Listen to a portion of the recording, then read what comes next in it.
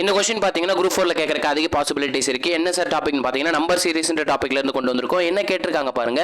the fifth term in the series ஒழுங்கற்ற வரிசையின் ஐந்தாவது உறுப்பு என்னன்னு கேட்டிருக்காங்க. கொடுத்திருக்கிறது பாத்தீங்கன்னா 2/5 6/25 18/125 னு கொடுத்திருக்காங்க. நம்ம நியூமரேட்டர்ல இருக்க சீரிஸ் என்ன 2 6 18 கொடுத்திருக்காங்களா. 2ல இருந்து 6 வரணும்னா 3 ஆல மல்டிப்ளை பண்ணிருப்பாங்க. 6ல இருந்து 18 வரணும்னா 3 ஆல மல்டிப்ளை பண்ணிருக்காங்க. நமக்கு 5th term கேக்குறாங்க.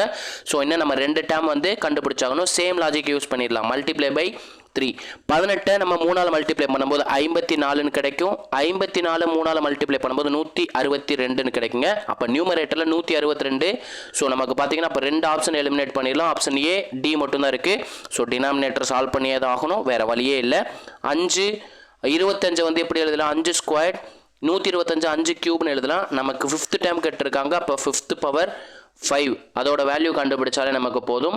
5 பவர் 5 ஓட வேல்யூ பாத்தீங்கன்னா 3125. அப்ப நமக்கு क्वेश्चनக்கான ஆன்சர் என்ன 1625/3125 அப்படின்றது இந்த क्वेश्चनக்கான ஆன்சர். ஓகேங்களா. ஒரே ஒரு சின்ன இன்ஃபர்மேஷன் மட்டும் கொடுத்துறோம். நம்ம பாத்தீங்கன்னா TNPSC ரீசனிங்க்கு மட்டும் பாத்தீங்கன்னா டெஸ்ட் பேட்ச் ஸ்டார்ட் பண்ணிருக்கோம்.